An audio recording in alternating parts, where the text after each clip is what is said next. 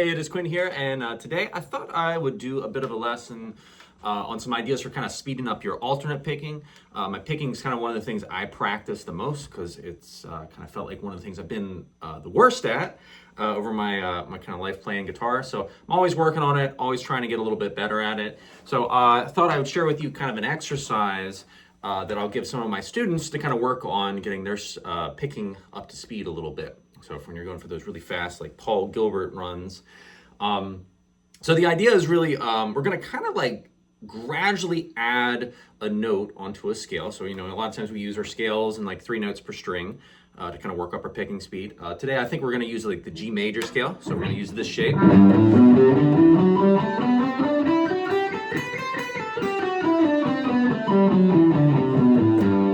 So just done 3 notes per string, really useful shape. So you might notice, like, going up through that whole scale, we have a lot of mechanics at work. We're alternate picking the whole time, but we're playing an odd number of notes on the strings. So on some of the strings, we're playing down, up, down, and the other strings we're playing up, down, up, and we're kind of crossing over the strings. And that feels a little bit different depending on whether we're ascending or descending. There's like different mechanics at play, inside picking and outside picking. So in order to build up some speed on that and kind of work on all of these mechanics individually, a really cool exercise is to just start off with maybe like 4 notes and try to do them pretty much up to full speed. So I don't want to quite say like as fast as you can, but like, a pretty decent speed. So let's say I'm playing G, A, and B here. And then I'll play the C note on the A string. So I'm going fret-wise, I'm going 3, 5, 7, and I'm hitting 3 on the A string. It's like our little Addams Family melody right there.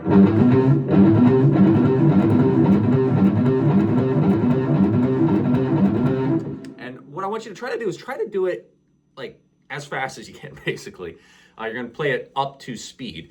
And while you do that, just do like a little pause in between it. If you need to kind of reset, that's fine too. You can do this with like a metronome as well.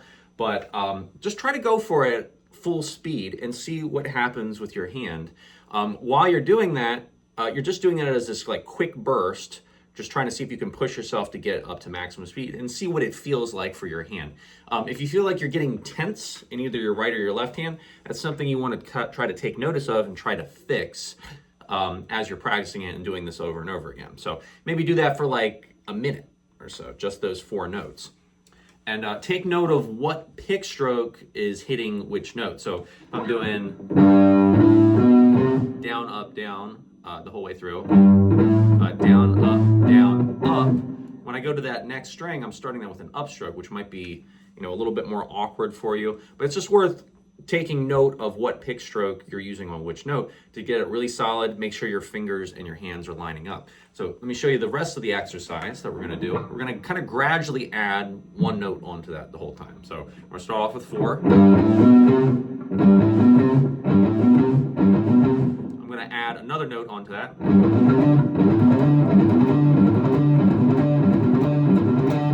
And if you can do it as like a quick burst like that, that's really good. Again, we're trying to push ourselves to playing it up to full speed a bit more. Okay, and notice with that note, doing that with a downstroke, that might feel a little bit easier than the previous one. Let's add another one.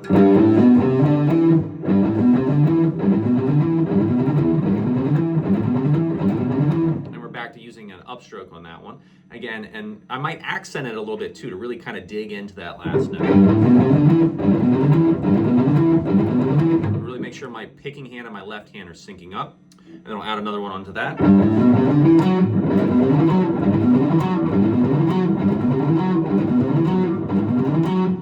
then that's starting with like a downstroke, basically starting the whole picking pattern over and over again. And I noticed, like from my own practicing, that last note right there, that downstroke,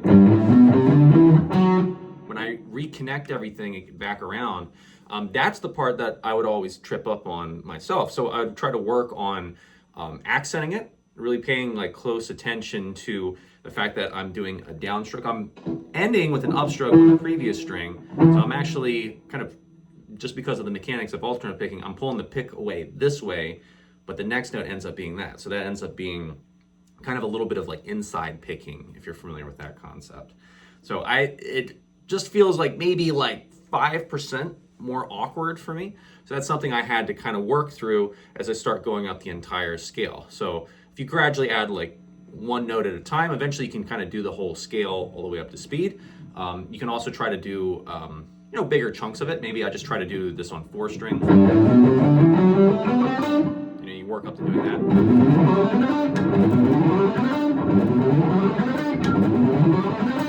And if you can get across 4 strings with a 3-note per string pattern, you're doing pretty good for yourself. Your string crossing mechanics are coming along pretty nicely.